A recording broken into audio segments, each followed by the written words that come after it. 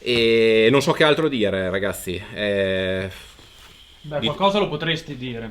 tipo? Il prezzo. Eh, allora, il prezzo lo facciamo vedere a Max. Lo scriviamo su un foglietto.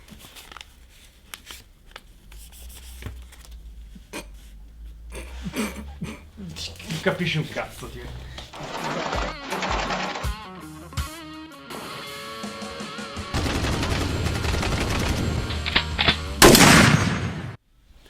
Ciao a tutti amici di SBAM, io sono Cook e stasera per il ciclo Armi rarissime e dove trovarle vi presento quella che probabilmente, anzi sicuramente, è l'arma credo più rara in assoluto che avremo mai l'onore di presentarvi a SBAM.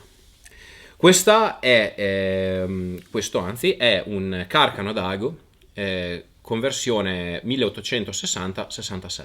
Questo è il modello da fanteria. Vi abbiamo già presentato il seppur raro modello da moschetto d'artiglieri.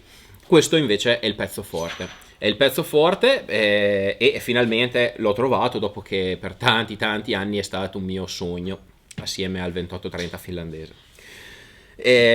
Allora, a livello storico, abbiamo già detto praticamente tutto nell'altro video dedicato al moschetto d'artiglieria. Quello che possiamo magari tornare a dire in super velocità è che l'Italia nel 1867, o meglio dopo la vittoria dei prussiani a Königgrätz, vittoria che tra l'altro ci consentì di avere il Veneto, nonostante nella terza guerra di indipendenza noi altri italiani perdemmo, grazie all'alleanza con la Prussia di Bismarck, riuscimmo comunque a ottenere il Veneto, ovvero le nostre mire espansionistiche, diciamo, di controllo sulle terre irredente, diciamo, poterono fare un passo in avanti. A livello militare però l'Italia vide che i nostri fucili modello 1860 Minier appena di fatto appena adottati e già prodotti in un numero considerevole erano già diventati obsoleti perché i prussiani fecero vedere al mondo che i tempi dell'avancarica erano finiti, la nuova tecnologia della retrocarica era superiore in tutto e per tutto, nonostante fosse ancora un sistema, diciamo, con i suoi difetti, con certe particolarità migliorabili. Il fatto di avere una cadenza di tiro decuplicata era sicuramente la strada da seguire.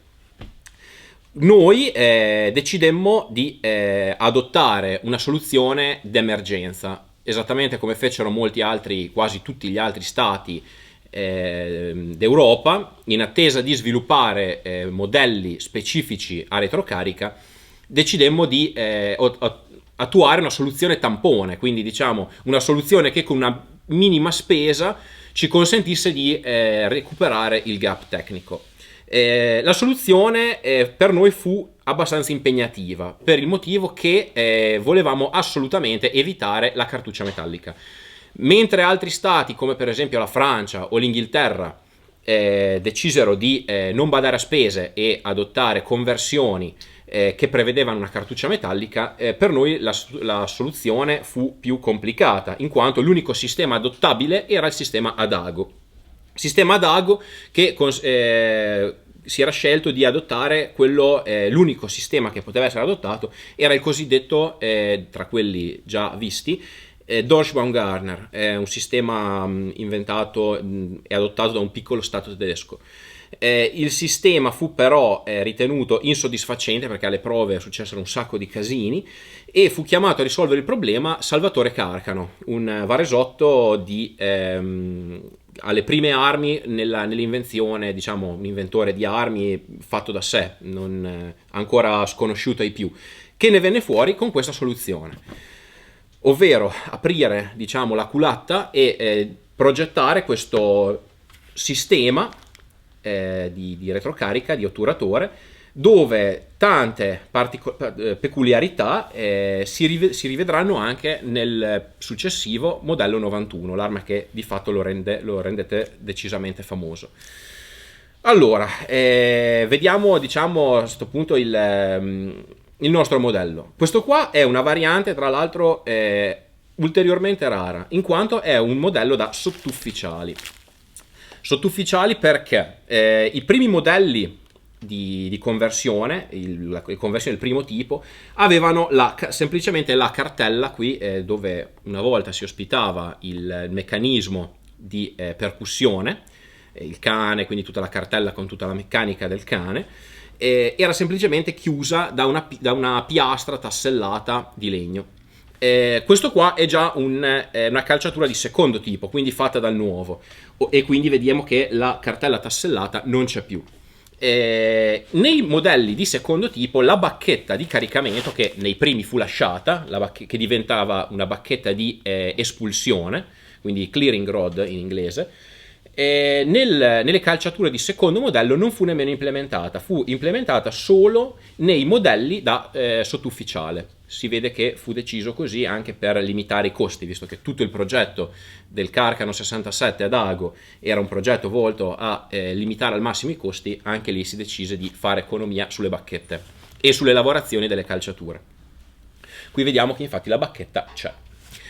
Gli organi di mira erano gli stessi o leggermente modificati del modello 1860 Minier.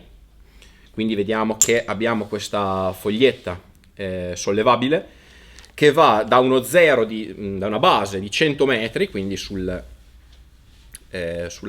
basetta, passando per i 200 metri che si ottengono abbattendo la foglietta sulla mira base, e poi si arriva a 300, 400, 500 fino a un massimo ipotetico di 600 metri. Diciamo che balisticamente la cartuccia non era proprio il massimo, perché manteneva il calibro 17 e 17,5. 17,5 era stato mantenuto con l'adozione della retrocarica a palla Minier, per non dover cambiare i macchinari diciamo sia di produzione delle canne che delle incassature rispetto alle vecchie canne ad anima liscia. Quindi diciamo che si era cercato anche lì un compromesso economico. Purtroppo questo compromesso faceva sì che balisticamente la munizione non fosse molto performante in confronto alle Minier inglesi o francesi di calibro inferiore, soprattutto le inglesi, perché le francesi non lo so, a dire la verità, dovrebbero essere, forse i francesi mantennero anche loro il 17, adesso non mi ricordo, però sicuramente le armi inglesi e americane per il calibro 58 avevano una balistica decisamente migliore, con delle traiettorie molto più tese rispetto a questa qua calibro 72 in pratica. Vediamo anche qui, finiamo di vedere il discorso mire guardando il mirino anteriore, che è brasato alla canna, protetto in mezzo alla fascetta di volata. Vediamo che la bacchetta è ritenuta da un'anella di fissaggio, infatti è molto efficiente, perché a differenza di quella del Dries che mi esce in continuazione, questa qua resta in posizione durante lo sparo, quindi diciamo che è molto molto ben pensata. L'otturatore è sempre quello, esattamente come quello del modello da artiglieria che vi abbiamo già mostrato. Vediamo che è perfettamente ha una chiusura perfetta. Questo qua, diciamo, quest'arma è in condizioni veramente buone. Abbiamo la sicura a tubetto, che è l'elemento che poi rivedremo anche nel 91. Che altro dire? Abbiamo qui l'estrattore per i fondelli delle cartucce, lo spillone di estrazione per i fondelli, e qua abbiamo la baionetta. A differenza del modello da artiglieria che monta quella bellissima daga spada baionetta, il modello da fanteria monta una normalissima baionetta a calza, simile, uguale in tutto e per tutto alla baionetta dei vecchi fucili francesi Charleville, perché oggettivamente questo uno che, diciamo, un non addetto ai lavori lo può facilmente scambiare per un modello Charleville napoleonico. linea è la stessa, si può dire che è uguale, identico, in tutto e per tutto, dalle fascette alla forma del calcio, alla forma del grilletto. La baionetta vediamo che è montata sulla volata, allora così la mandiamo giù.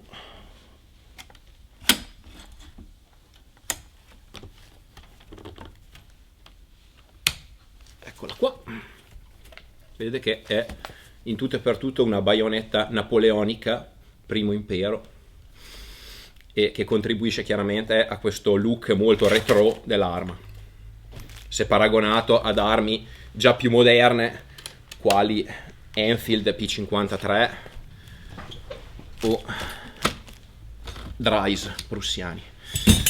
Quindi niente, a questo punto, una volta vedete quest'arma, insomma, vediamo tutta, ne apprezziamo sicuramente le condizioni di conservazione veramente perfette, e non so che altro dire, ragazzi. Beh, qualcosa lo potresti dire. Tipo? Il prezzo. Allora, il prezzo lo facciamo vedere a Max, lo scriviamo su un foglietto.